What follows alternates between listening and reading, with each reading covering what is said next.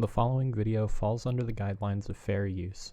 Any and all copyrighted content will be used for the purpose of review only and will not be monetized in any way.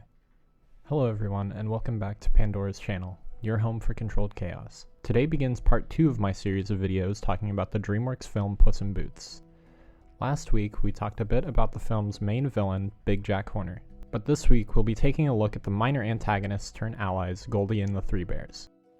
Goldie occupies a fairly interesting space in this film, as for the majority of the film they act as a third antagonist alongside Death and Jack, as they too are vying for the last wish.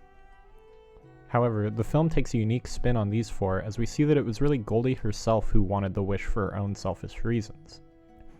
After all, it's stated in the film that she was found by the bears as an orphan when she came into their home. From there she was raised as one of them, yet secretly yearned for a human family of her own, not realizing that she had a real family there all along. Quite a heartfelt story about the nature of family, and one that could definitely resonate with a younger audience compared to some of the darker and more mature themes presented by the characters of Big Jack and Death. However, how does this heartfelt story stack up against the fairy tale? When it came to trying to find a version of the story to compare with the film, this task proved to be a bit difficult. After all, it wasn't spelled out clearly what version they were basing Goldie off of in the film, like with Jack. And I didn't have the knowledge already of the oldest version of the film like I did for Puss in Boots, as you'll see next week. So I had to do a bit of digging, and in that digging I found that there were dozens of different versions of the story that have been created and repurposed over the years, and in particular, the origins of these stories vary widely. For one, according to the Toronto Public Library, there exists a version of the story published in 1831 by a woman named Elanor Mure. In Mure's version of Goldilocks is an old woman who stumbles upon the bears, who are not a family but simply a group of friends living in a human home, who upon finding her try to kill her. Which, while an interesting change in narrative, appears to have absolutely nothing to do with the film Goldie whatsoever. And the same can be said for the next version, created by Southey and published in 1834. While this one gets a bit closer, depicting the bears and their differing sizes, and more set in the traditional family model, as opposed to a group of friends, Goldie is still nowhere to be found, and the old woman still remains the protagonist. It is not until 1850, with the version of the story by Joseph Cundall, that we see a change to a young girl, not too dissimilar to Goldilocks. The similarities end really after the concepts of girl with golden hair and three bears, one father, one mother, and one child, each liking their food hot, cold, or in between, or liking their beds hard, soft, or in between. However, I felt as though I had seen the narrative of the bears adopting Goldie before. I just couldn't put my finger on exactly where.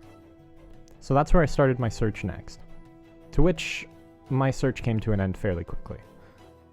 It seemed, as far as I could find, that there weren't a huge number of notable stories in which Goldilocks was anything other than a curious kid wandering into the bear's house out of happenstance and then escaping when the time was right, which struck me as odd, as Goldie in the film does a fantastic job through the medium of a found family, portraying the concepts of identity and family in a way that garners genuine sympathy. Perhaps my feelings of déjà vu were centered more around how the story reminded me a lot of the film Brave, with Merida, the main character, struggling to accept her family and the role that she was being forced into, turning to her mother into a bear. Obviously, the bears aren't the only connecting thread, but the idea of a young girl going and trying to fix her family, only to come out the other side realizing the mistake she had made and working to fix it, is a common thread among both of these stories. It feels like Goldie is made into a completely new character as opposed to the original stories. Sure, just like in the original, she is a little bit selfish, as seen in the Fairytale version of her eating the bears' food and sleeping in their beds while they are away, amplified in the film to be a single-minded search for her one wish as opposed to the wishes of her family. However, it largely feels as though the character of Goldilocks and its story as a whole are mainly used as references to call back to the fairy tale, rather than the fairy tale dictating the direction of the characters. But those are just some of my thoughts on the character of Goldie. If you've seen the film and you have some thoughts of your own, let me know in the comments below.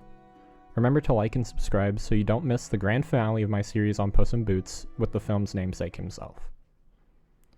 I will admit, this episode took me a lot longer to put out than the previous one, mainly because of the fact that when I had started wanting to film it, I originally wanted to upload on Monday, but my voice was in absolutely no condition to record, so I had to push it back so that I was in some sort of stable position to actually record my video. But hopefully there should be no restriction with getting the third video out next week.